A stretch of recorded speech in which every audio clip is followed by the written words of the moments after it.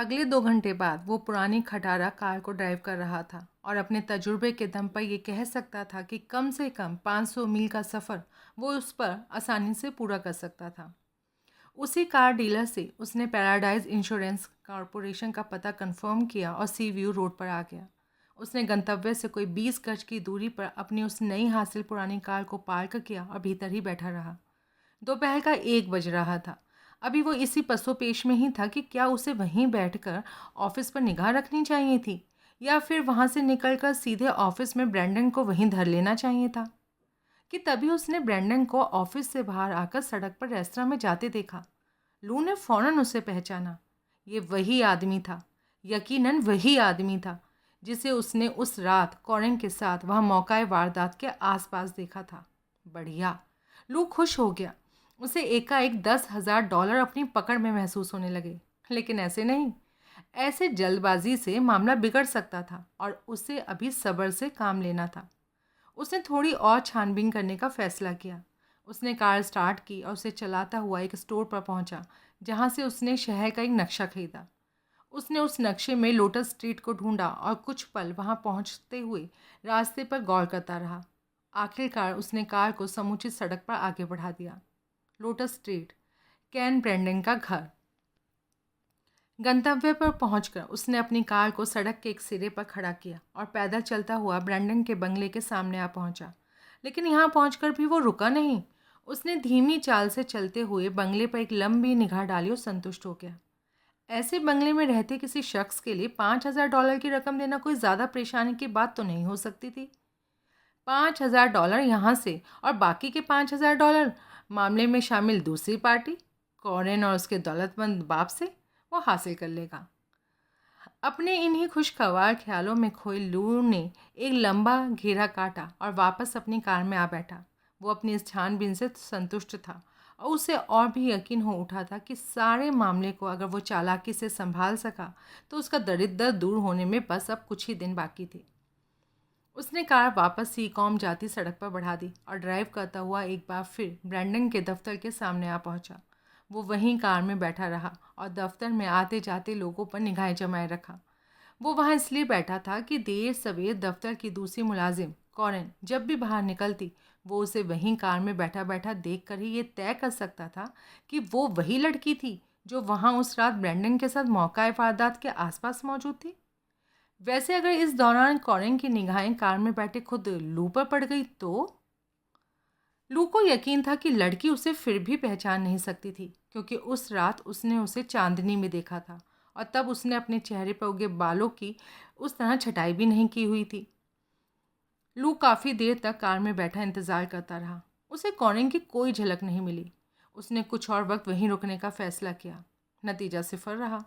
कॉरेन अगर वहाँ उस दफ्तर की कर्मचारी थी तो वो बाहर नहीं निकली थी। वो अभी भी, इसका मतलब, दफ्तर में ही बनी हुई थी। क्या करूं? लू ने सोचा। वो कार से उतरकर दफ्तर जा सकता था और वहां उसे देखकर इस बाबत कोई पक्का फैसला कर सकता था कि कॉरेन ही उससे उस रात टकराई थी। लेकिन उसका यूं दफ्तर में चले जाना परिस्थितियों को और ज़्यादा कॉम्प्लिकेट भी कर सकता था। वो लड़की उसे पहचान सकती थी या शायद ये उसका वहम था। अपनी मौजूदा वेशभूषा में वो एक शरीफ इज्जतदार आदमी लग रहा था जो उस शख्स के साइज से भी अलग था जिसे कॉरेन ने उस रात देखा था। तो क्या किया जाए? लू ने कुछ देर सोचा और फैसला किया। उसने कार का दरवाज़ा खोला, बाहर निकला, गहरी सांस ली और दफ्तर की ओर बढ़ गया। वो भीतर पहुंचा। कॉरेन वहाँ मौजूद थी। वो किसी नीग्रो से बात कर रही थी। लू ने दरवाजे में खड़े होकर बड़े गौर से उसे देखा। वो बेफिक्र हो गया। ये वही लड़की थी जिसे उसने उस रात ब्रैंडन के साथ देखा था। तभी कॉरेन की निगाहें उस पर आ टिकी। दोनों ने एक दूसरे को देखा। कॉरेन ने लू को फौरन पहचान लिया। ये वही शख्स था जिसे उसने उस रात देखा था। कॉरेन ने खुद पर काबू पाया और अपने भावों को अपने चेहरे पर आने से रोक दिया। Are you looking for someone sir? उसने मुस्कुराकर लू से पूछा। लू संतुष्ट हो गया। उसे यकीन हो आया कि कॉरेन उसे पहचान नहीं सकी है। ओह यस, लू ने कहा, बस ज़रा पार्किंग की परेशानी है तो मैं अपनी कार पार्क करके फ़ौरन वापस आकर आप सभी मिलता हूँ। श्योर, कॉरेन ने कहा। लू दफ्तर से बाहर निकल आया और अपनी कार में आ बैठा। पीछे कॉरेन ने जबरन अपना ध्यान सामने बैठे नीग्रोस के 10 बच्चों की समस्याओं पर लगाया, लेकिन उसके दिमाग में अभी भी उस आदमी की मौजूदगी बनी हुई थी जो दरवाजे में खड़ा उसे घूर रहा था। वो वहाँ कैसे आन पहुँचा था? मामला बिगड़ता जा रहा था। उस फसादों से दिखते शख्स की वहाँ इस तरह की मौजूदगी इस पूरे मामले में कॉरेन और ब्रेंडन के संबंध उस लाश से जोड़ सकती थी। कॉरेन ने गहरी सांस खींची और सामने बैठे नीग्रो को उसकी दिक्कतों को दूर कर सकने वाली पॉलिसी की शर्तें समझाने लगी। एक ऊंचे कद और हल्के सफ़ेद रंग के बालों वाले आदमी ने पुलिस हेडक्वार्टर में प्रवेश किया। वो पैट हैमिल्टन था, सिटी टीवी का क्राइम रिपोर्टर, लेकिन पुलिस की निगाहों में एक सर दर्द जो अक्सर उनकी लाइन क्रॉस करता था। हैमिल्टन सीधे बैगलर के ऑफिस में पहुंचा। हेलो, उसने कहा, कुर्सी पर बैठकर अपनी नोटबुक खोलता हुआ बोला। कत्ल के इस केस में पुलिस कहाँ तक पहुंची है? बैगलर का जी चाहा कि वो हैमिल्टन को एक ठोकर मारकर वहाँ उस जगह से बाहर फेंक दे, लेकिन उस जैसे रिपोर्टर के साथ ऐसा कोई कर ही नहीं सकता था। हमारा ऐसा मानना है कि कातिल कोई मैनियाक है, कोई ऐसा वहशी है जो बलात्कार के बाद अपने शिकार को इस तरह भंबोड़ कर मार सकता है। और पुलिस उस वहशी कातिल को पकड़ने के लिए क्या कर रही है? तुम खुद जानते हो कि हमारा महकमा इस कत्ल के लाइमलाइट में आने के बाद कितनी फुर्ती से इस काम में लगा हुआ है। हमारे तमाम काबिल अफसर उस दिन से आज तक दिन रात काम कर रहे हैं, लेकिन ऐसे पागल वहशी को पकड़ना टेढ़ी खीर है। सो वक्त लगेगा, लग रहा है। पुलिस महकमा अभी किसी नतीजे पर पहुंचा भी है या नहीं? कोई खास काबिल जिक्र सबूत?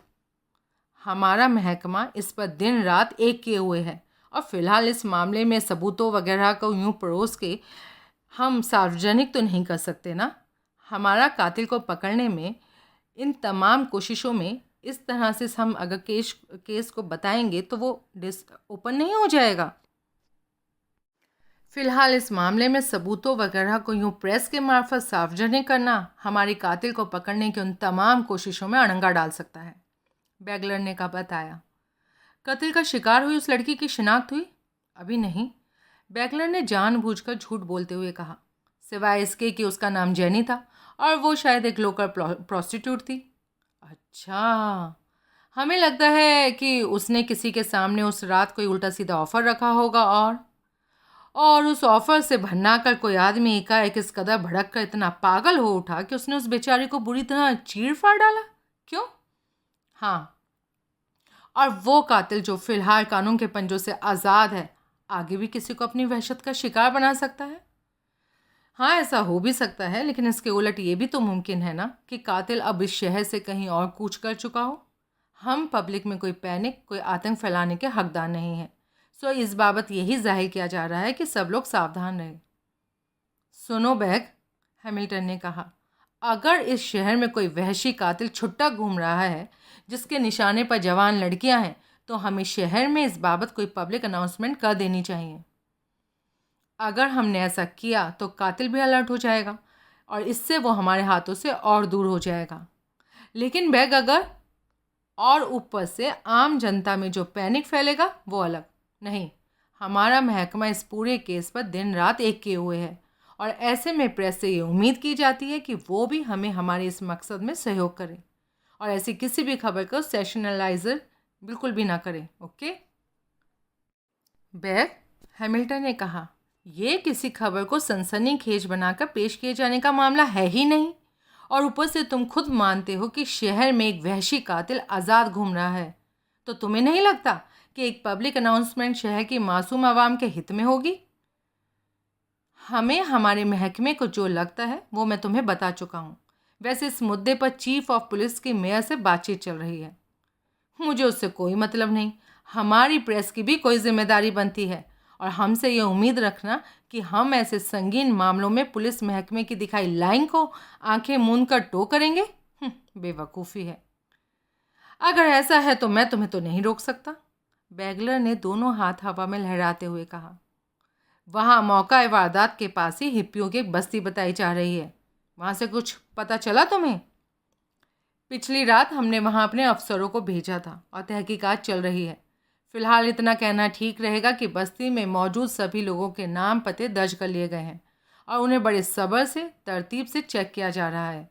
अभी चूंकि इस पर काम चल रहा है तो इस बाबत अभी कुछ जानकारी शेयर करना जल्दबाजी होगी। मुझे लगता है कि पुलिस जनता से कुछ छुपा रही है। ये आज़ाद मुल्क है मेरे दोस्त, और तुम्हें अपनी मुख्तलिफ राय रखने का पूरा हक है, बैगलर ने मुस्कुराकर कहा। बैग, तुम ज़रूर मुझसे कुछ छुपा रहे हो और प्रेस को ये समझाना चाहते हो कि तुम कुछ नहीं जानते। मैंने पहले ही कहा कि तुम्हें अपनी अलग राय रखने का पूरा हक है। मैं अपनी ओर से, अपने महकमे की ओर से तुम्हें ये आश्वासन देता हूँ कि जैसे ही हमें कोई जानकारी मिलेगी हम उसे प्रेस के माध्यम से पब्लिक के साथ ज़रूर शेयर करेंगे। पुलिस का प्रेस के साथ ऐसा कोई रवैया ठीक नहीं। अब ये भी तुम्हारी निजी राय है और तुम्हारी मर्जी से हम अपनी इन्वेस्टिगेशन तो नहीं चला सकते ना, बैगलर ने कुटिलतापूर्वक कहा और अपनी मेज़ पर कागज़ों के ढेर की ओर संकेत करते हुए कहा। हम अभी सारी सूचनाओं को चेक कर रहे हैं। कत्ल का शिकार बनी वो लड़की भले ही एक मामूली वेश्या थी, लेकिन फिर इसी वजह से हमारा महकमा हाथ पर हाथ धरकर तो नहीं बैठ सकता ना, और ना ही वो बैठा है। हम उसके कातिल को पकड़ने और उसके वाजिब अंजाम तक पहुंचाने के लिए दृढ़ प्रतिज्ञ हैं। ठीक है, क्या लड़की का कोई फ़ोटो हासिल हो सकता है? बैगलर ने एक पोलोराइड प्रिंट उसकी ओर बढ़ा दिया। हैमिल्टन ने हाथ बढ़ाकर फ़ोटो पकड़ा और उसे गौर से देखा।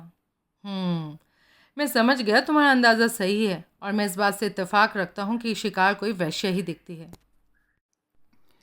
इसी वक्त जब पुलिस हेडक्वार्टर में ये बातचीत हो रही थी, ठीक उसी समय जैकोबी अपने साथी लेपेस्की को लिए जेंट्स टेलर्स की दुकानों में धक्के खा रहा था। अपनी इसी ड्यूटी को भुगतने जब वो दोनों 5वीं दुकान पर पहुंचे तो वहां के मोटे अधेड़ मालिक मिस्टर लेवाइन ने फौरन उस गोल्फ बॉल जैसे बटन को पहचाना। मिस्टर लेपेस्की, ये हमारी दुकान की एक खास स्पेशलिटी है, और उसने उनके सामने एक जैकेट रखी जिस पर वैसे ही गोल्फ बॉल वाले बटन लगे थे। क्यों, है ना लाजवाब आइडिया, उसने दांत दिखाते हुए कहा। मिस्टर लेवाइन, हमें एक सिलसिले में इस बटन के मालिक की तलाश है, तो क्या तुम इन जैकेट्स के खरीदारों के नाम हमें बता सकते हो? श्योर, अभी लीजिए, हम अपने तमाम सेल्स का रिकॉर्ड रखते हैं, कहकर वो भीतर अपने ऑफिस में चला गया। पीछे जैकोबी और लेपेस्की वहाँ मौजूद जैकेट्स को देखने लगे। जैकेट्स बढ़िया थी, मजबूत थी, और लेपेस्की का मन भी था कि एक ऐसी ही जैकेट अपने लिए भी खरीदे। लेकिन फिर उसे अपनी खूबसूरत बीवी का ख्याल हो आया। बीवी जो खूबसूरत तो थी लेकिन साथ ही झगड़ालू, जिद्दी और अफसराना भी थी, जिसे अपने खाविंद की हर बात में मीन मेख निकालने की बड़ी बुरी आदत थी। तभी लेवाइन लौट आया। क्या कोई गड़बड़ है मिस्टर लेपेस्की? उसने एक कागज़ उनकी ओर बढ़ाया जिस पर उन 4 ग्राहकों के नाम थे जिन्होंने वो जैकेट्स खरीदी थी। नहीं, कुछ खास नहीं, लेपेस्की ने कागज़ का वो पुर्जा थामते हुए कहा। आपके सहयोग का बहुत शुक्रिया। और दोनों वापस अपनी पुलिस कार में आ बैठे और हासिल लिस्ट पर निगाह डालने लगे। कैन ब्रैंडन, लिस्ट में मौजूद उसका नाम ही उसका वहाँ घटना स्थल पर मौजूदगी को स्थापित करता है, लेपेस्की ने एकाएक उत्तेजित होते हुए कहा। अभी नहीं, अभी नहीं, अभी तो हमें ये भी नहीं पता कि उसकी जैकेट का कोई ऐसा बटन गायब है भी या नहीं, जैकोबी ने उसे शांत करते हुए कहा। मैं शर्त लगा सकता हूँ, पिछली रात वो यकीनन वहाँ उस कैबिन में उस लड़की के साथ था। वो दोनों एक साथ एक ही दफ्तर में काम करते हैं और ऐसे में उनके बीच इस किस्म के ताल्लुकात बन जाना कोई गैर मामूली बात तो नहीं।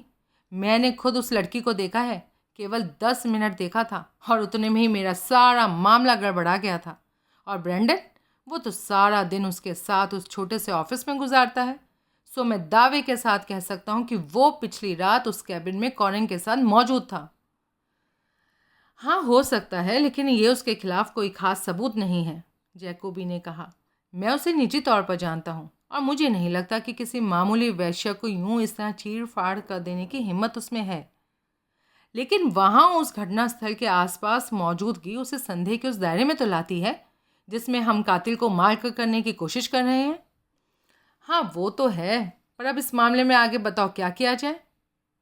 क्या किया जाए? हम पूरे मामले पर अपनी रिपोर्ट आगे चीफ को देंगे। लेपेस्की, जो इस नई हासिल जानकारी के आधार पर कुछ कर गुजरने को आमादा था, वो बोला। आगे अगर वो राजी हुआ तो मैं खुद ब्रैंडन से पूछताछ कर उसकी बखिया उखेड़ दूंगा। ठीक है, लेकिन इससे पहले क्या हमें इन खास बटनों वाले बाकी के 3 जैकेट्स के मालिकों से नहीं मिलना चाहिए? हाँ हाँ, क्यों नहीं, लेकिन पहले देखें तो वो तीनों हैं कौन? लेपेस्की ने कागज़ का वो पुर्जा संभालते हुए कहा। Sam मैक्री, deputy commissioner of works? वो तो पिछले हफ्ते से न्यूयॉर्क में है। हाँ, उसे छोड़ो। अगला नाम? हैरी बेंटले का है, जो गोल्फर है। हैरी? मैं उसे जानता हूँ और मानता हूँ कि उस पर शक करना वक्त की बर्बादी है, लेकिन फिर भी मैं उसे चेक करूँगा। और तीसरा नाम? वो कौन है? Cyrus Greg. Cyrus Greg? क्या ये वही आदमी तो नहीं जो 5 महीने पहले एक सड़क हादसे में मारा गया था? वो तो काफ़ी पैसे वाला था, सो अब उसकी मौत के बाद उसका नाम लिस्ट में होना ना होना तो बराबर ही है। हाँ, तो उसे भी निकाल दिया जाए। हाँ, तो अब ऐसे में सिर्फ ब्रेंडन ही बचता है। मुझे याद है, जैकोबी ने जैसे उसे सुना ही नहीं। ग्रेग नए नए फैशनेबल कपड़ों का शौकीन था। पता नहीं उसकी बीवी ने उनका क्या किया होगा। बढ़िया, ऐसे ही ख्वाबों में खोए रहोगे तो पकड़ लिया हमने उस वहशी तक कातिल को। जैकोबी गड़बड़ाया। अब अपने ख्वाब से बाहर निकलो और कुछ हाथ पांव हिलाओ। मैं हेनरी बेंटले को थामता हूँ और तुम ग्रेग के बारे में और मालूमात हासिल करो। फिर हम एक साथ ही एक बार में पुलिस चीफ को रिपोर्ट करेंगे। ठीक है, जैकोबी ने कहा और कार से उतर गया। और हाँ, याद रखना, एक वहशी कातिल इस शहर की गलियों में आज़ादी और पूरी बेबाकी के साथ अपने शिकार की तलाश में निकला हुआ है, और हमारे ऊपर, हमारे महकमे पर इस शहर की मासूम आवाम को कुछ भरोसा है। हमें इस भरोसे पर खतरा उतरना है। हाँ, मैं समझता हूँ। बढ़िया, तो काम पर लग जाओ। लेपेस्की ने कार दौड़ा दी। पीछे जैकोबी वापस लेवाइन की दुकान पर पहुंचा। मिस्टर ग्रेग ने इत्तेफाकन जिस दिन इस जैकेट को खरीदा था, उससे ठीक अगले ही दिन उनके एक हादसे में मौत हो गई थी। लेवाइन ने बताया। मुझे याद है कि कैसे मिस्टर ग्रेग कोई 7 महीने पहले यहाँ आए थे। उन्होंने इस जैकेट को खरीदा। अगली सुबह जब वो अपने दफ्तर जाने के लिए निकले तो किसी ने चोरी की कार उनकी कार में दे मारी। नतीजन मिस्टर ग्रेग की वहीं मौके पर मौत हो गई। जैकोबी को भी वो हादसा याद था। वही पुलिस वाला था और उसके शहर में ऐसे हादसे होना कोई आम बात या कोई रोज़ घटने वाली घटना नहीं थी। वो शहर के रसूखदार शख्स की मौत में वो शहर के एक रसूखदार शख्स की हादसे में हुई मौत का मामला था, जो उन दिनों मीडिया में पूरी तरह छाया रहा था, और इसलिए जैकोबी को भी वो घटना अच्छी तरह से याद थी। पता नहीं मिस्टर ग्रेग की जैकेट का क्या हुआ होगा। हाँ, मैं आपको एक बात और बता दूं, मिस्टर ग्रेग अपने पूरे वार्डरोब के लिए यहाँ मेरी दुकान पर ही निर्भर करते थे। उनके पास यहाँ से खरीदी गई ढेरों जैकेट्स और सूट थे, और अब जब इस दुखद हादसे में उनकी मौत हो गई तो मुझे लगता है कि मिसेस ग्रेग ने वो सारे कपड़े किसी को दे दिए होंगे। मिस्टर ग्रेग के पास तो मोटा पैसा था, लेकिन फिर भी वो अपनी बीवी और अपनी औलाद दोनों से परेशान थे। क्या मतलब? ये बात अपने तक ही रखिएगा मिस्टर जैकोबी, लेवाइन ने राजदार आवाज़ में कहा। मैं और मिस्टर ग्रेग बहुत अच्छे से एक दूसरे को जानते थे, और हमारे आपसी ताल्लुकात एक दुकानदार और ग्राहक के ताल्लुकातों से बढ़कर थे। हम अक्सर अपनी ज़िंदगी में घट रही घटनाओं को एक दूसरे से शेयर करते थे, और दोस्ती के उन्हीं पलों में मिस्टर ग्रेग ने मुझे ये बात खुद बताई थी। क्या मामला है? दरअसल मिस्टर ग्रेग ने कहा था, उनकी बीवी मिसेस ग्रेग एक अजीब किस्म की औरत है, जिसने उन पर, अपने पति पर कभी कोई गौर नहीं किया। हालांकि खुद मिस्टर ग्रेग एक बढ़िया इंसान थे, लेकिन उनकी बीवी को अपने खाविन से ज़्यादा अपनी औलाद में दिलचस्पी थी। जिस दिन से उनके घर में उनका बेटा पैदा हुआ था, मिसेस ग्रेग ने अपनी सारी तवज्जो अपने बेटे पर केंद्रित कर दी थी, अपने खाविन से पूरी तरह से मुंह मोड़ लिया था। ओह, तो ये बात है। मिस्टर ग्रेग ने कुछ और भी कहा था क्या? लेकिन उल्टा मैंने ही उन्हें ये राय दी थी, इन हालातों में वो अपने लिए किसी महिला दोस्त से रिश्ते बना ले। लेकिन मिस्टर ग्रेग खुदा का खौफ खाते पक्के कैथोलिक थे, सो उन्होंने मेरी इस राय को खड़े पैर नामंजूर कर दिया। हो, मिस्टर ग्रेग ने अकूत दौलत तो कमाई, लेकिन बदकिस्मती देखिए, यही दौलत उनके पारिवारिक जीवन की गुत्थियों को सुलझाने में कोई मदद नहीं कर सकी। मिस्टर ग्रेग एक अरसे से अपनी मौजूदा ज़िंदगी से नाखुश थे। उनकी यही फ्रस्ट्रेशन तब और बढ़ जाती थी जब उन्हें एहसास होता था कि उनका उनकी बीवी पर कैसा भी कोई होल्ड अप नहीं था। अपने बेटे के पैदा होने के बाद मिसेस ग्रेग की दुनिया बस वही बेटा था, और उस दायरे में, उस घेरे में मिसेस ग्रेग के लिए अपने पति की भी कोई हिस्सेदारी नहीं थी।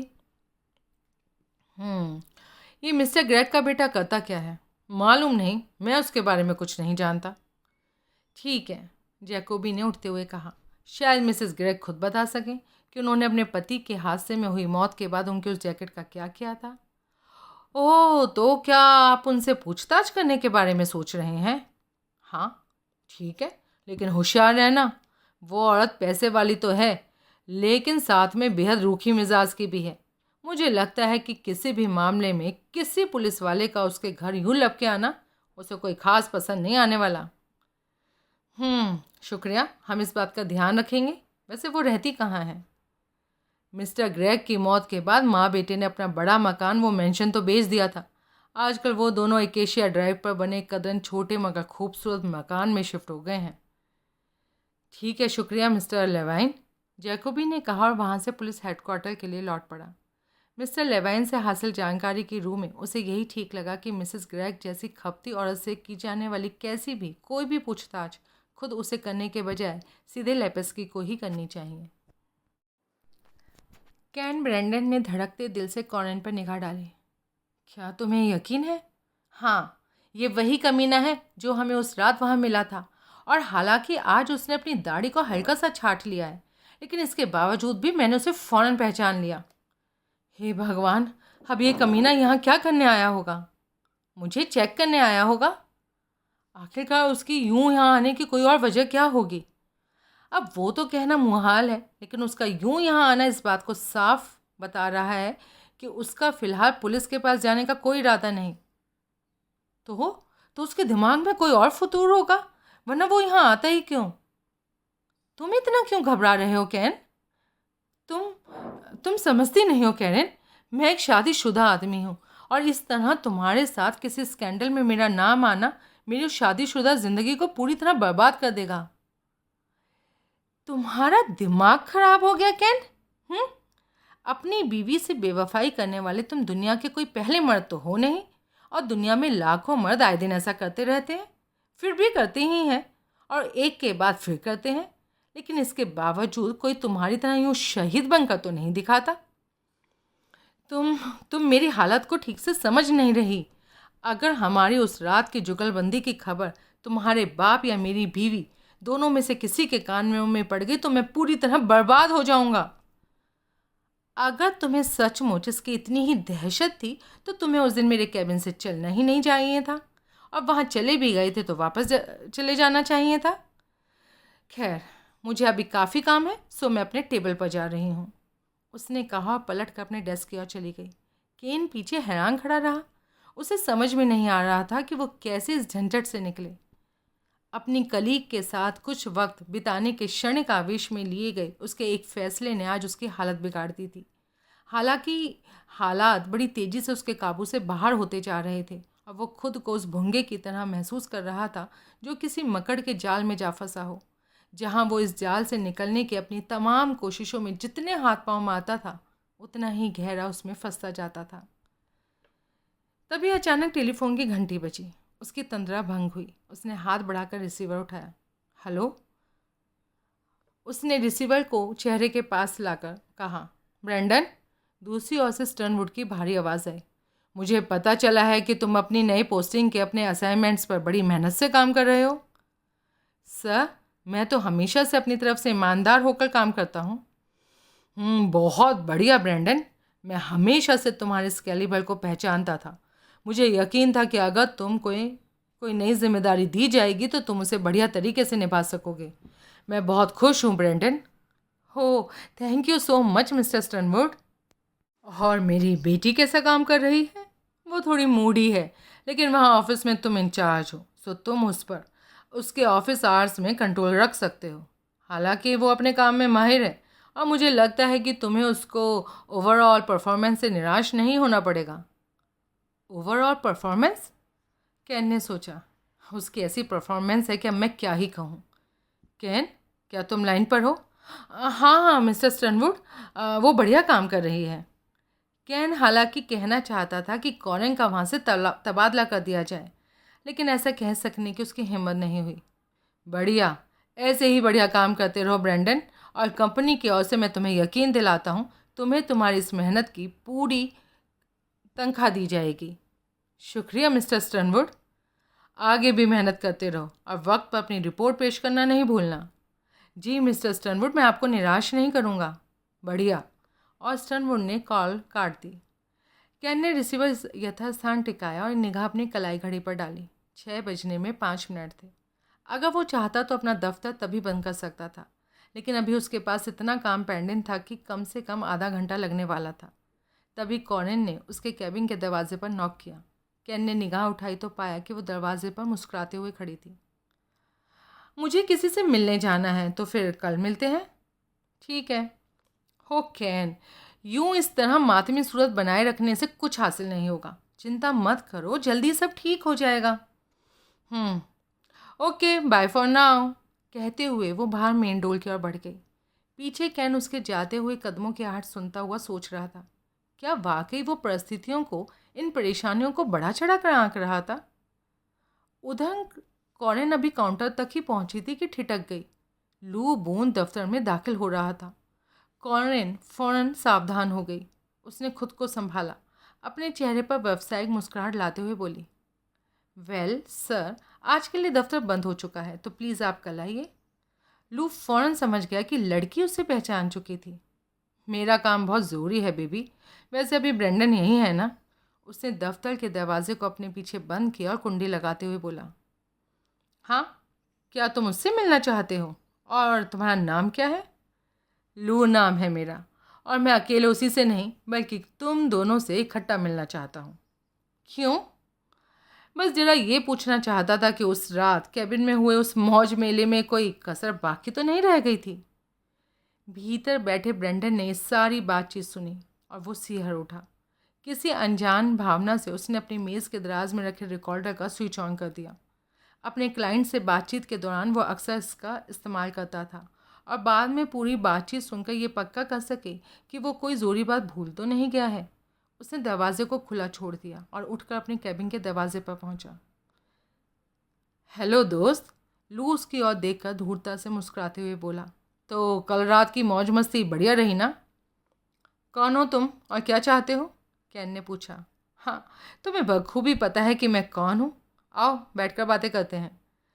कैन ने उसे अपने कैबिन में सामने कुर्सी पर बैठने का इशारा किया और खुद भी भीतर आ गया। पीछे पीछे कॉरेन भी कैबिन के दरवाजे पर आकर खड़ी हो गई। कैन अपनी कुर्सी पर आ बैठा। मेज़ की दराज पूर्ववत खुली रही। हाउ बेबी, लू ने कॉरेन की ओर देखते हुए कहा, तुम भी यहीं आकर बैठ जाओ।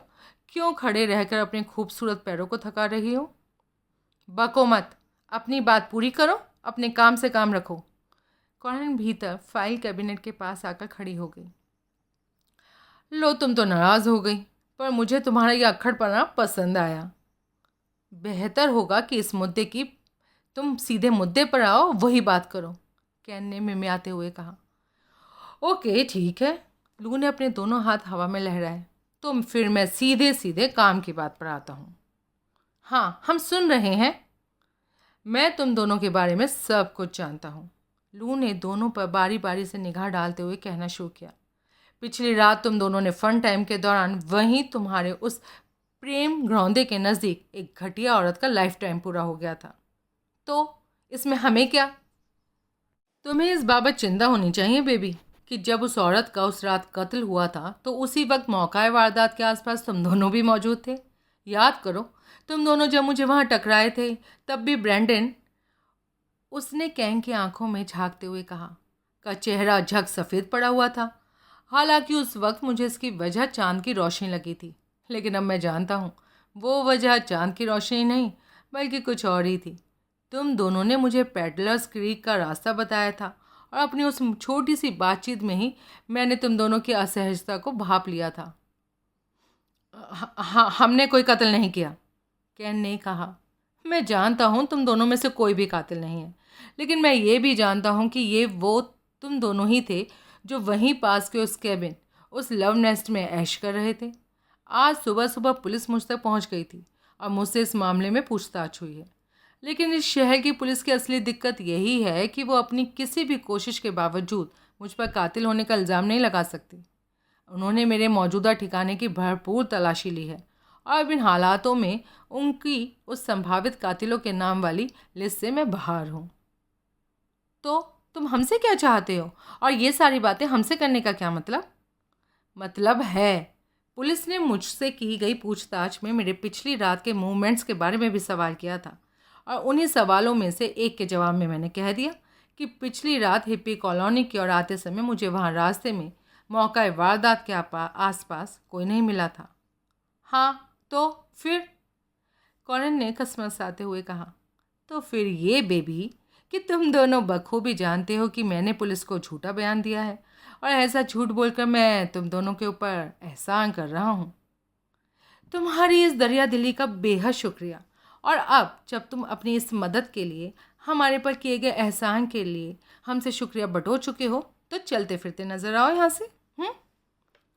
वेल बेबी, ऐसे भी क्या जल्दी है, मैं पहले अपनी बात तो पूरी कर लूँ। बको जो बकना चाहते हो, लेकिन तुम्हारी बकवास सुनने के लिए हम यहाँ हमेशा नहीं बैठ सकते, हमें और भी काम है। माहौल में एकाएक आई उस गर्मी ने लू के लिए स्थिति थोड़ी असहज कर दी थी।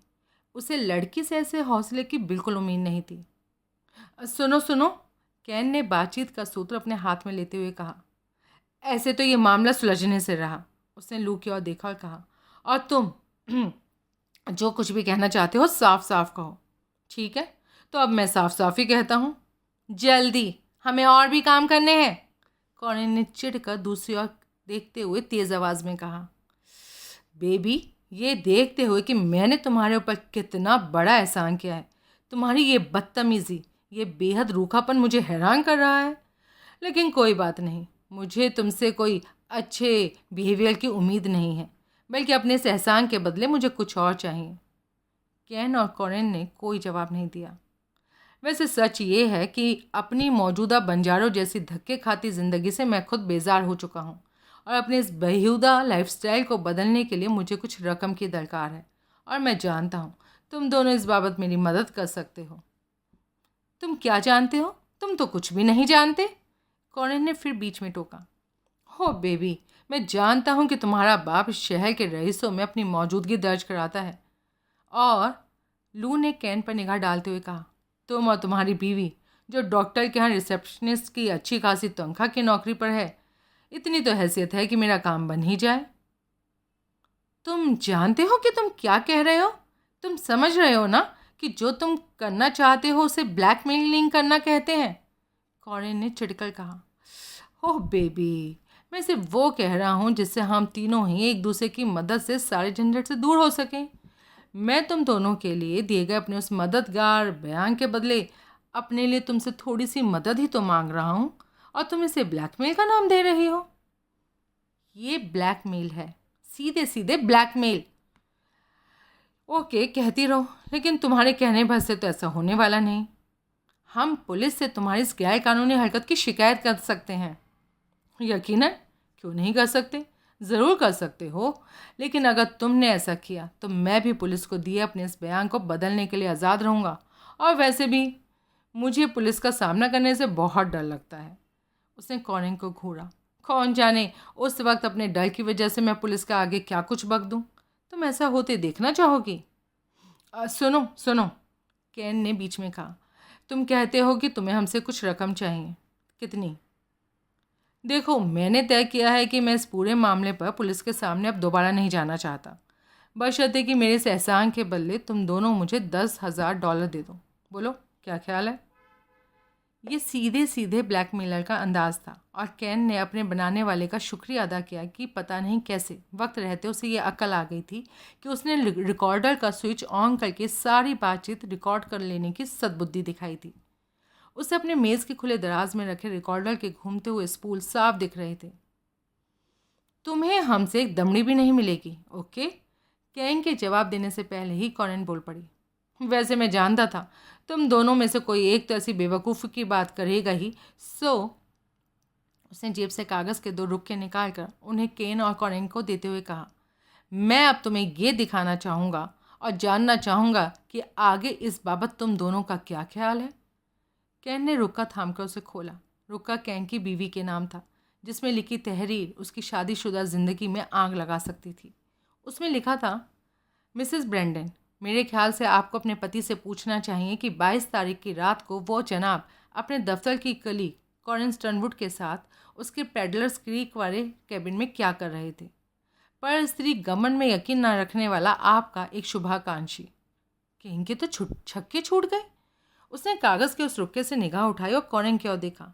कॉरेन अभी अपना कागज़ पढ़ रही थी जिसमें लिखा था, मिस्टर जेफरसन स्टर्नवुड, अपनी बेटी से पूछिए कि 22 तारीख की रात वो अपने पेडलर्स क्रीक वाले कैबिन में अपने दफ्तर के कर्मचारी कैन ब्रैंडन के साथ क्या कर रही थी। पर स्त्री गमन में यकीन न रखने वाला एक शुभकांक्षी की ओर से। तभी लू उठ खड़ा हुआ और कैबिन से बाहर की ओर चल दिया। तुम दोनों आपस में सलाह मशवरा कर लो, मैं अब 3 दिन बाद आऊँगा और मुझे उम्मीद है कि तब मौजूदा हालतों के रूप में तुम दोनों अपनी इस खस्ता पोजीशन के मद्देनज़र मुझे मेरी मांगी $10,000 की रकम डिलीवर को तैयार रखोगे। कैन और कॉरेन दोनों ने कुछ नहीं कहा, और अगर ऐसा ना हुआ तो मजबूरन मुझे ये दोनों रुके तुम्हारे पते पर भेजने होंगे। कहकर लू दफ्तर से बाहर निकल गया। पीछे अपने कांपते हाथों से कैन ने रिकॉर्डर का स्विच ऑफ किया। तुमने ये सारी बातें रिकॉर्ड की हैं? कॉरेन ने उसके झक सफ़ेद चेहरे पर निगाह डालते हुए पूछा। हाँ, बढ़िया किया। लाओ अब ये टेप मुझे दे दो ताकि मैं इसे पुलिस के पास ले जा सकूं। क्या बक रही हो? क्या पहले ही हम किसी कम मुसीबत में हैं जो तुम्हें ये नया शोशा खड़ा करने की सूझी? पुलिस ने अगर इस ब्लैकमेलिंग की कोशिश में इसको पकड़ भी लिया तो भी क्या होगा? उसका अंदाज़ा बता रहा है कि वो ये काम कोई पहली बार नहीं कर रहा है। उसे इस किस्म के गैर कानूनी कामों को करने का तजर्बा है। पुलिस ने अगर उसे थाम लिया तो वो सबसे पहले मेरे और तुम्हारे संबंधों की बाबत ही मुंह खोलेगा, और उसका ऐसा करते ही मैं पूरी तरह बर्बाद हो जाऊंगा। तो तुम्हारा मतलब है कि हमें इस कमीने को $10,000 दे देना चाहिए? मेरे पास इतनी बड़ी रकम नहीं है। मेरे पास भी नहीं है। अगर होती भी ना तो भी मैं इसे एक नया पैसा नहीं देना था। भेज लेने दो इसे वो चिट्ठियाँ। मेरा बाप इस मामले में जो हाय हाय करेगा, जो वाही तबाही बकेगा, मैं निमट लूँगी। मैं रो धोकर उसके सामने ऐसा ड्रामा करूँगी कि उसे यकीन हो जाएगा कि मेरे और तुम्हारे बीच में ऐसा वैसा कुछ है ही नहीं। कैन ने जवाब नहीं दिया। वो अभी भी सशंकित था। शायद कॉरेन अपने बाप को संभाल सकती थी, लेकिन क्या वो भी अपनी बीवी को अपने वफादार पति होने का यकीन दिला सकता था? उसे लगा वो ऐसा करने में असक्षम है। ये उसके बस की बात नहीं थी। देखो कैन, कॉरेन ने घड़ी पर निगाह डाली और वहाँ से बाहर निकलते हुए कहा, मुझे देर हो रही है, सो मुझे फ़ौरन निकलना होगा। लेकिन जाने से पहले मैं तुम्हें बता दूं कि ब्लैक मेलर को रकम देने का सवाल ही नहीं उठता। अब तुम क्या करोगे ये तुम जानो, लेकिन बेहतर यही होगा कि तुम अपनी बीवी को भरोसे में लेकर ही कोई काम करो। सोचूंगा मुझे क्या करना है। ठीक है, सी यू टुमारो। कॉरेन ने हाथ हिलाकर कहा, बाहर निकल गई। पीछे अब दफ्तर में कैन अकेला था। कॉरेन ने उसे सलाह दी थी कि वो अपनी पत्नी को भरोसे में लेकर ही कोई फैसला करे, लेकिन कैसे वो उसे भरोसे में ले? वो उससे सच नहीं बोल सकता था, और उसे झूठ बोलने पर वो उल्टा उस मामले में और गहरा जा फंसता। अभी जो आग उसके घर के बाहर लगी हुई थी, वही आग उसकी शादीशुदा ज़िंदगी में उसके घर के भीतर तक पहुंच जाती। फिर जैसे ही लू का लिखा वो रुक्का उसके हाथ लगता, वो फ़ौरन उसके झूठ को पकड़ लेती। ऐसा झूठ बोलने का ना तो उसमें हौसला था, ना ही तजुर्बा। उल्टा ऐसा झूठ उसे उसकी बीवी की नज़रों में और गिरा देता। पहले ही वो एक गलती कर चुका और अब झूठ बोलकर एक और गलती नहीं करना चाहता था। इस ख्याल ने कि बेटी उसके झूठ को पकड़ सकती थी, उसे पश्चाताप और डर ने जकड़ लिया। उसने बहुत सर खपाया, लेकिन आखिरकार इसी नतीजे पर पहुंचा कि इन हालातों में अब बेहतर यही था कि वो खुद बेटी के सामने जाकर सच्चाई कह दे, और किसी तरह उसकी जान अब इस सांसद से नहीं निकल सकती थी। उसने अपनी घड़ी पर निगाह डाली। 6:30 बजे थे। बेटी अब तक अपने काम में छुट्टी पाकर घर पहुंच चुकी होगी, और अब अगर उसे अपनी गलती को सुधारना था तो फ़ौरन घर जाकर बेटी के सामने वो कबूलनामा कर लेना चाहिए था। जितना जल्दी उतना बढ़िया। ब्रैंडन ने अपना दफ्तर लॉक किया और कार स्टार्ट करके अपने घर की ओर रवाना हो गया।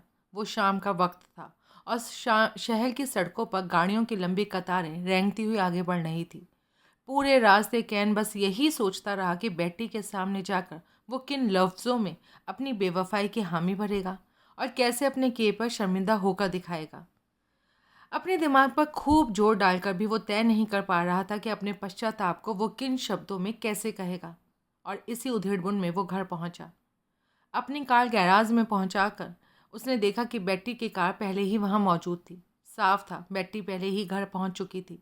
उसने कार से बाहर निकलकर उसे लॉक किया, एक गहरी सांस ली और हौसला जुटाता भीतर लॉबी में पहुंचा। कैन, ओह डार्लिंग, तुम आ गए। मैं बस तुम्हें फ़ोन ही करने वाली थी, बेट्टी ने उसे देखते ही कहा। कैन ने महसूस किया कि बेट्टी पहले से परेशान लग रही थी। हे भगवान, क्या वो कमीना लू यहाँ आकर अपनी बकवास कर भी चुका था? क्या बात है हनी, क्या कोई गड़बड़? वो माँ का फ़ोन आया था, वो कह रही थी कि पापा को हार्ट अटैक आया है। बेट्टी के माँ बाप अटलांटा में रहते थे और उसके पिता शहर के एक जाने माने अटॉर्नी थे। खुद कैंग को उनसे बहुत लगाव था। ये कैंग के लिए भी एक बहुत बुरी खबर थी, जिसके प्रभाव में वो एक बारगी तो अपनी मौजूदा दुश्वारी को भी भूल गया। क्या वो सीरियस है? हाँ, उन्होंने मुझे बुलाया है। ओह, तो मुझे एयरपोर्ट छोड़ दो प्लीज़। मैंने अगले घंटे उड़ने वाली फ़्लाइट का टिकट ले लिया है। हाँ हाँ, क्यों नहीं, चलो। बेट्टी भीतर से अपना सूटकेस निकाल आई। कैन ने सूटकेस कार में रखा और बेट्टी को एयरपोर्ट छोड़ने चल पड़ा। मैं तुम्हें अकेला छोड़कर जाना तो नहीं चाहती थी, लेकिन मजबूरी है। तुम्हें परेशानी तो होगी, लेकिन ओ नो, मेरी फिक्र मत करो, बल्कि काश मैं भी तुम्हारे साथ चल पाता। बेट्टी की आंखों में आंसू आ गए। कैन कार ड्राइव करता रहा। अब वो इस नए शौक से उबर चुका था और एक बार फिर अपनी मौजूदा मुश्किल के बारे में सोच रहा था।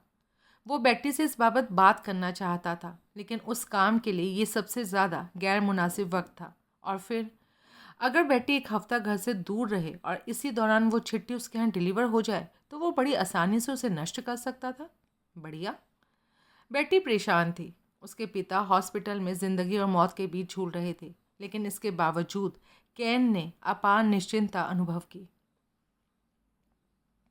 Chief of police Terrell police headquarter में बने अपने दफ्तर में अपनी डेस्क पर पाइप पीता लेपेस्की द्वारा पेश की जा रही रिपोर्ट सुन रहा था। हमारी जांच में हमने हैरी बेंटले को क्लियर पाया है सर, अंत में लेपेस्की ने कहा। उस दिन वो पूरी शाम क्लब में मौजूद था। हमने खुद उसके इस दावे को क्रॉस चेक किया है और पाया है कि उसका ये दावा सही है। इधर हमने उसकी जैकेट को भी चेक किया है और उसमें भी हमें कोई बटन गायब नहीं मिला है। अब इस हिसाब से हमारी संभावित कातिलों की फहरिस्त में केवल 2 नाम बचते हैं, मिस्टर ब्रैंडन और मिस्टर ग्रेग, और इनमें भी मुझे मिस्टर ब्रैंडन पर ज़्यादा गहरा शक है। क्यों, इसकी क्या खास वजह है सर? लेपेस्की ने सावधानी से अपने शब्दों को चुनते हुए कहा। अब ये लगभग पक्का है कि मिस्टर ब्रैंडन उस रात मिस्टर स्टर्नवुड की बेटी कॉरेन के साथ उसके कैबिन में मौजूद थे। ऐसे में हमें शक है कि देर रात वहाँ से लौटते वक्त ब्रैंडन वहाँ मौका वारदात पर मौजूद हो सकता है। उनके मामले में हम ये मान कर चल रहे हैं कि लौटते वक्त उन्होंने या तो लाश या कातिल या फिर दोनों को देखा था, या फिर एक और वाइल्ड गेस करें तो उन्होंने खुद ये कत्ल किया हो। है तो ये वाइल्ड गेस ही, लेकिन हो सकता है कि तीर निशाने पर ही जा लगे। अब इस मामले में तुम्हारा आगे क्या इरादा है? सर, मैं इसी सिलसिले में आपसे ऑर्डर लेना चाहता हूँ। क्या ही ये ठीक होगा कि हम अपने अंदाजे के बिना पर मिस्टर ब्रैंडन पर दबाव डालकर पूछताछ करें? नो, अभी वो एक्सट्रीम स्टेप उठाने की स्टेज नहीं आई है। फिलहाल उसकी जैकेट चेक करो, टेरेल ने अधिकारपूर्ण स्वर में कहा, और पता करो कि वो कत्ल के किए जाते वक्त खुद को कहाँ मौजूद बताता है। मुझे यकीन नहीं होता कि ब्रैंडन जैसा शादीशुदा ज़िंदगी बिता रहा शख्स केवल वासना के क्षणिक आवेश में ऐसे जानवरों की मानंद कत्ल करने पर ऊपर उतारू हो उठे। ये किसी आम आदमी का काम नहीं है, बल्कि ये किसी वहशी का काम है। जिस हालत में हमें लड़की की लाश बरामद हुई, वो किसी खपती का, किसी पार्श्विक प्रवृत्ति वाले का ही काम हो सकता है। और ब्रैंडन को फिलहाल इस पैमाने पर रखना उसके साथ ज़्यादती होगी। वो कत्ल कर सकता है, लेकिन ऐसा वहशियाना कत्ल करने का मादा उसमें नहीं दिखता। यस सर, वैसे इस मामले में मिस स्टर्नवुड से भी पूछताछ की जानी चाहिए। हमें शक है कि सुनो लेपेस्की, स्टर्नवुड की लड़की अपने निजी वक्त में क्या करती है, इससे हमें कोई लेना देना नहीं। उसका बाप इस शहर की नामी शख्सियतों में से एक है और अपनी दौलत के बूते वो बहुत कुछ कर सकता है। हम उसकी लड़की पर ऐसे हाथ नहीं डाल सकते, वरना वो अपने वकीलों की फ़ौज के बलबूते हमारे महकमे के बड़े बड़े अफसरों की कुर्सियाँ हिला देगा। लेकिन हमें उस लड़की पर शक है। नो लेपेस्की, केवल शक के बिना पर उस पर हाथ डालना एक नई मुसीबत मोल लेना होगा। हमारा महकमा इस कत्ल की वजह से पहले ही एक बड़ी मुसीबत में है। अब स्टर्नवुड की लड़की पर हाथ डालने के डालने से एक नया स्कैंडल खड़ा हो जाएगा। और फिलहाल हमारा मकसद केवल कातिल को पकड़ना है। कातिल जो पागल है, वहशी है और फिर भी इस शहर में कहीं पर घूम रहा है। लेकिन सर, लेपेस्की, टेलर ने अपने हाथ उठाकर उसे रोकते हुए कहा, मैं उस लड़की की बाबत तुम्हें तभी कोई ऑर्डर इशू करूंगा जब उससे बात करने के लिए तुम्हारे पास तुम्हारे ये अंदाजे नहीं, वाइल्ड गेस नहीं, बल्कि ठोस सबूत होंगे। इस एक मामले में हमें बहुत होशियारी बरतनी होगी। यस सर, अनिच्छापूर्वक लेपेस्की ने कहा। उस दूसरे कैंडिडेट के बारे में तुम्हारा क्या ख्याल है? सर, मिस्टर ब्रैंडन के अलावा जो दूसरा कैंडिडेट है वो मिस्टर ग्रेग है, बल्कि थे। क्या? सर, उसका कुछ अर्से पहले मौत हो चुकी है। और मिस्टर ग्रेग की वो जैकेट? जी, उनकी पत्नी ने अपने पति मिस्टर ग्रेग की मौत के बाद उनका सारा वार्डरोब, उनके सारे लिबास, जिसमें वो खास बटनों वाली विशेष जैकेट भी थी, दान में दे दिए होने का दावा किया है। अगर उनके इस धर्मार्थ के दावे को सच मान लिया जाए तो आगे वो खास जैकेट यूं किसी के भी हाथ लग गई हो सकती है और वही अनजान शख्स अब कातिल भी हो सकता है। और ये मिसेस ग्रेग कैसी औरत है? काफ़ी घाघ है सर, और अपनी पूछताछ से मैंने उसके बारे में जो कुछ सुना है उस हिसाब से तो बेहद चालाक और बहुत पहुंची हुई भी है। इस शहर की तासीर बदल रही है बरखुरदार। आजकल यहाँ हर दूसरे शख्स कहीं ना कहीं पहुंचा हुआ ही निकलता है। कमबख्त भले ही अपने ठिये से, अपने ठिकाने से ना निकल पाते हों, लेकिन अप्रोच ऐसी कि बिना निकले भी कहीं ना कहीं पहुंच जरूर जाते हैं। सही कहा सर, पहुँचे हो कि यही तो हालत होती है और यही उनकी पहचान है। हाँ, वो तो है। खैर, तुम इस केस पर अपनी कार्यवाही जारी रखो और इस औरत क्या नाम बताया, मिस्टर ग्रेग की धनाढ्य विधवा को भी ज़रा सावधानी से हैंडल करना। Sir, and make sure you keep me in the loop. Yes sir, now move along. Lepeski ने उठकर अपने अफसर को सलाम ठोका और दफ्तर से बाहर निकल आया। बाहर उसने अपनी कलाई घड़ी पर निगाह डाली। 8 बजने को थे। अब तक ब्रैंडन घर पहुंच चुका होगा। लेपेस्की ने जैकोबी को पकड़ा और उसे अपने साथ लेकर ब्रैंडन के बंगले आ पहुंचा। कैन एयरपोर्ट से लौट आया था और उस वक्त उसके दिमाग में लू बुन नहीं बल्कि बेटी के पिता के ख्याल आ रहे थे। कैन उनके बहुत नज़दीक था और उसे एहसास था कि उनके आखिरी वक्त में उसे उनके करीब होना चाहिए था। ईश्वर करे वो ठीक हो, जल्दी घर वापस लौट आए। और तभी बाहर मेन डोर की बेल बजी। कैन अपने ख्यालों से बाहर निकला और बाहर मेन डोर पर पहुंचकर उसे खोला। दरवाज़ा खोलते ही उसका दिल जोर से धड़का। अपने सफ़ेद पड़े चेहरे पर आते घबराहट के भावों को छुपाने की जबरन कोशिश करते हुए वो दरवाजे से पीछे हटा। यूं लेपेस्की और जैकोबी को अपने यहाँ एकाएक पहुंचा देखकर वो बहुत डर गया था। लेपेस्की ने उसकी इस हालत को फौरन भांप लिया और अव्यवसायिक अंदाज में कहने लगा, मिस्टर ब्रैंडन, मैं डिटेक्टिव लेपेस्की और मेरे साथ में डिटेक्टिव जैकोबी हैं, जो अभी हाल ही में हुए एक कत्ल के सिलसिले में आपसे कुछ बात करना चाहते हैं। ओह, भीतर आइए प्लीज़, कैन ने अपने को संभालते हुए कहा। तीनों आगे पीछे चलते हुए भीतर लाउंज में पहुंचे। कैन ने दोनों पुलिस वालों को वहीं रखे सोफे पर बैठने का इशारा किया और खुद भी एक दूसरे सोफे पर बैठ गया। जी कहिए, क्या कहना है? हाँ, आप तो एक शानदार बंगले के मालिक निकले मिस्टर ब्रैंडन। कैन खामोश रहा। उसके चेहरे से पसीना फूट रहा था और आंखें बारी बारी से उन्हीं दोनों पर भटक रही थी। लेपेस्की ने जानबूझकर कुछ देर तक कुछ ना कहा तो कैन को फिर कहना पड़ा, जी सर, कहिए। वेल, जैसा कि मैंने कहा ही है कि हम एक कत्ल के मामले में तहकीकात कर रहे हैं, सो उसी सिलसिले में हम दरअसल आपसे ये जानना चाहते थे कि।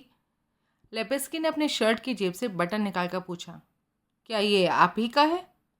लेपेस्की की हथेली पर रखे बटन पर निगाह पड़ते ही केन की रीढ़ की हड्डी में आतंक की एक लहर दौड़ गई। क्या ये आपका है? नहीं, नहीं तो।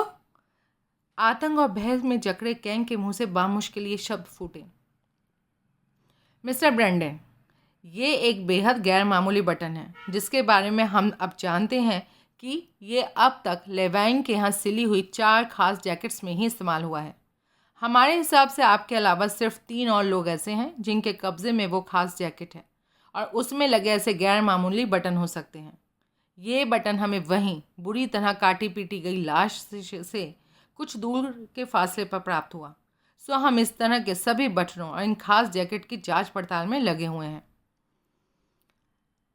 कैन के मुंह से एक शब्द ना निकला। वो बुद्ध बना बैठा रहा। क्या आपके पास इस किस्म की खास बटनों वाली कोई जैकेट है? हाँ है। बढ़िया। क्या मैं वो जैकेट देख सकता हूँ? जी मैं अभी लाता हूँ। ब्रेंडन के जाते ही लेपेस्की ने जैकोबी को आंख मारी। बस यही है हमारा आसामी, वो बोला। उधर ब्रेंडन अपने बेडरूम में पहुंचा, जहां उसने अपनी वार्डरोब खोली और कांपते हाथों से जैकेट निकाल कर उसका मुआयना करने लगा। उसको ये देखकर राहत की लंबी सांस ली कि उसमें से कोई बटन गायब नहीं था। वो वापस लेपेस्की के पास पहुंचा और अपनी जैकेट उन्हें थमा दी। लेपेस्की ने बेहद शांत तरीके से जैकेट को जांचा। It's all right mister Brendan, इसमें लगे सारे बटन अपनी जगह मौजूद हैं। सॉरी, हमने आपको तकलीफ़ दी। कैन को लगा कि वो फ़िलहाल किसी भी मुसीबत से बच निकला है। वैसे मिस्टर ब्रेंडन, तभी लेपेस्की ने पैतरा बदला और अगला सवाल दाग दिया। उस लड़की के कत्ल का वक्त पिछली रात 8 से 10 के बीच का था। हम जानना चाहेंगे कि आप इस वक्त कहाँ पर थे? सत्यानाश! कैन पुनः घबरा गया। अभी अभी उसे लगा था कि ये दोनों पुलिस वाले उसकी जैकेट की जांच से संतुष्ट होकर वहाँ से जाने वाले थे, और अभी वो फिर से उनके निशाने की जद में आ गया था। उसके जड़ दिमाग ने फटाफट कोई झूठ गढ़ने की फुर्ती ना दिखाई, सो अपने लिए कुछ और क्षणों का वक्त लेने की गरज से कैन ने हिचकिचाते हुए कहा, कल 8 रात को 8 से 10 के बीच? हाँ, यही तो पूछा है मैंने। वो समझ गया था कि कैन इस वक्त कोई कहानी बुन रहा है, कोई झूठ गढ़ रहा है। वेल, मैं तो घर पर ही था। दरअसल मुझे अपनी साली के यहाँ उसके घर में हुए एक फंक्शन में पहुँचना था, लेकिन फिर बदकिस्मती से मेरी कार रास्ते में ही बिगड़ गई। तब मैंने अपनी साली को फ़ोन किया और वापस घर लौट आया था। आपने अपनी साली को कितने बजे फ़ोन किया था? मैंने 8 बजे के फ़ौरन बाद या शायद 8:30 बजे उसके घर कॉल लगाई थी।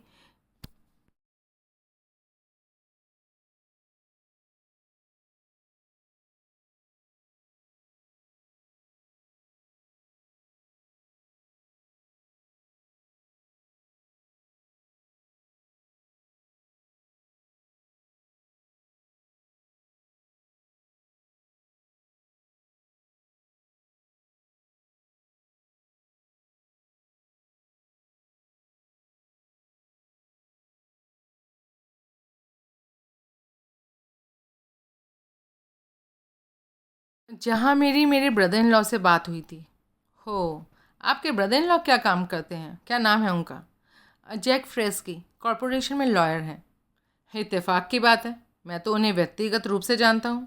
तो आप बता रहे थे कि एक बार वहाँ फ़ोन कर देने के बाद आप आगे बाकी सारा वक्त अपने घर पर यहीं मौजूद थे? हाँ सर, आधी रात को जब मेरी बीवी अपने फंक्शन से लौट कर घर आई तो मैं यहीं था। ओके, एक बार फिर आपको हुई तकलीफ़ के लिए मैं माफ़ी चाहता हूँ। हाँ, कोई बात नहीं। मुझे उम्मीद है कि आपकी मेहनत से वो कातिल जल्द ही पकड़ा जाएगा। ज़रूर।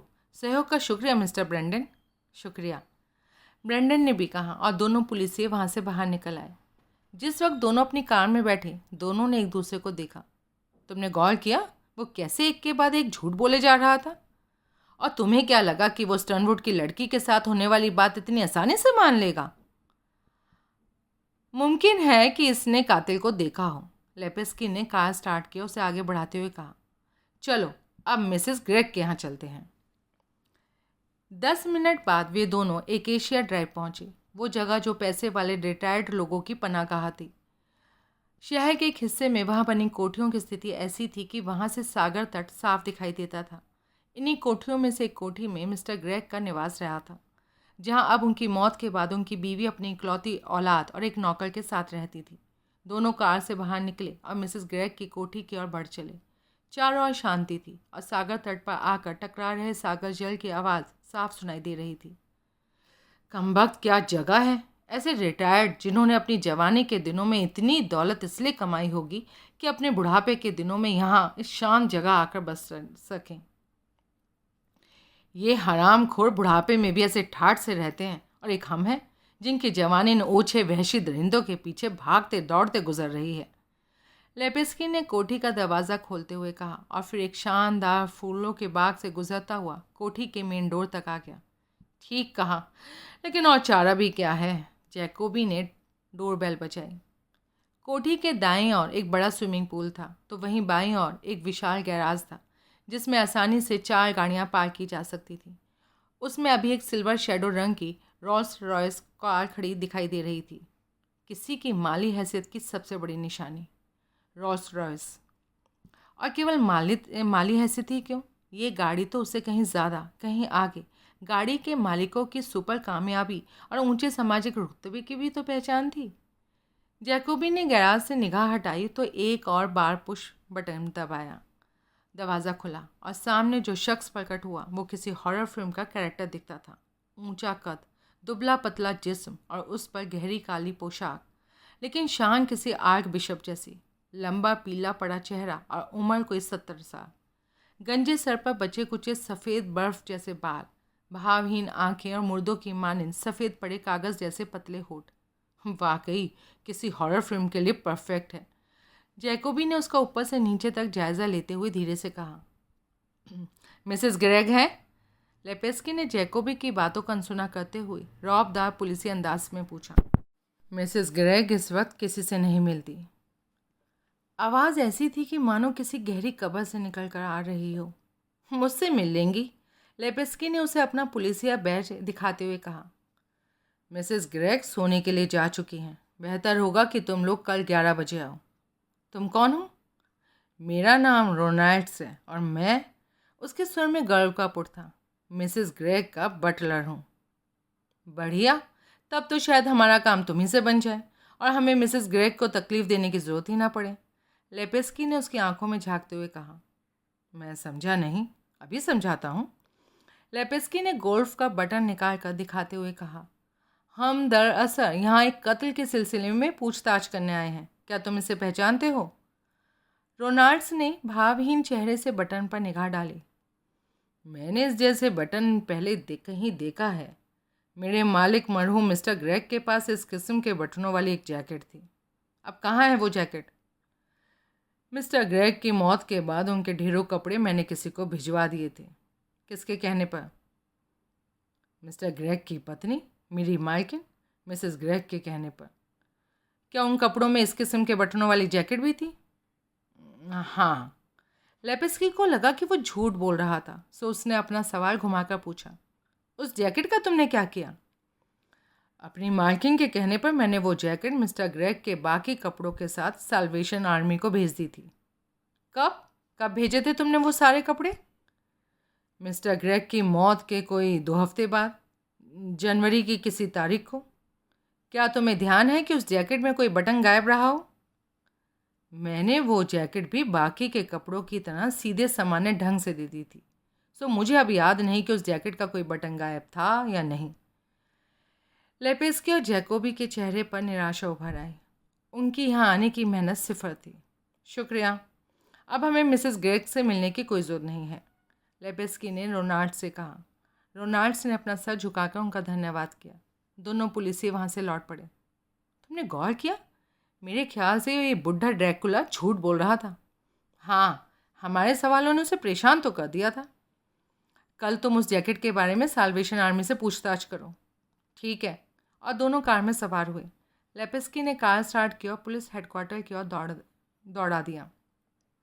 मेरा एक ख्याल है, जैकोबी ने कहा, ऐसे खास और आमतौर पर ना पाई जाने वाली जैकेट में लगे ये बटन, गैर मामूली बटनों का एक स्पेयर सेट वहाँ लेवाइन के पास मौजूद ज़रूर होना चाहिए। हाँ, तुम्हारी बात में दम है। करते हैं इस और कुछ भी। और दोनों हेडक्वार्टर पहुँचे। अपने डेस्क पर पहुंचकर लेपेस्की ने लेवाइन के घर का नंबर मालूम किया और उसे फ़ोन मिलाया। अगले कुछ मिनट वो लेवाइन के साथ फ़ोन पर उलझा रहा। हर जैकेट्स के बटनों का बाकायदा एक डुप्लीकेट सेट मौजूद है। आखिरकार लेपेस्की ने फ़ोन रखकर जैकोबी की दिशा में देखते हुए कहा, और इसका मतलब है कि हम यहाँ जहाँ से चले थे घूम फिर कर वापस वहीं आ पहुँचे। जैकोबी को बहुत निराशा हुई। सारी मेहनत बेकार। इस किस्म की 4 ज्ञात जैकेटों के मालिकों में से एक मैकी पहले ही यहाँ से बहुत दूर न्यूयॉर्क में है और हमारे शक के दायरे से बाहर है। दूसरे बेंटले की उस रात के एलिबाई किसी फौलादी दीवार की तरह बेहद मजबूत है और अब बचते हैं सिर्फ 2, ब्रेंडन और साल्वेशन आर्मी। लेपेस्की ने कहा, मुझे अभी भी ब्रेंडन पर शक है। मुझे भी, लेपेस्की ने स्वीकारते हुए कहा, और इसलिए तुम कल वो साल्वेशन आर्मी वाला सूत्र चेक करो और मैं खुद जाकर इस ब्रेंडन के बटनों वाला मामला देखता हूँ। अगर उस कमीने की जैकेट का एक बटन भी मुझे गायब मिल गया ना, तो मैं उसके लिए ऐसा जाल बिछाऊंगा कि याद रखेगा। ठीक है।